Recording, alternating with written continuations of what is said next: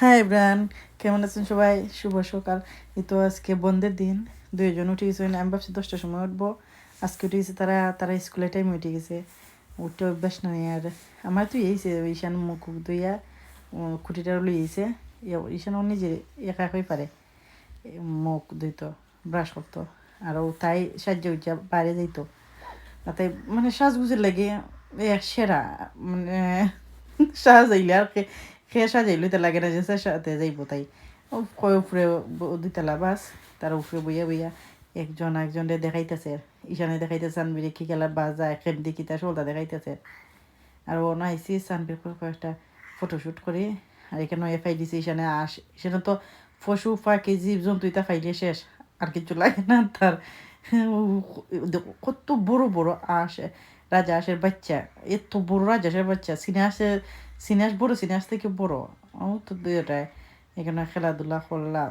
পরে এখানে কত চিপস খাবাইছেন তারা, এই ওরে আসে খাবাইছে।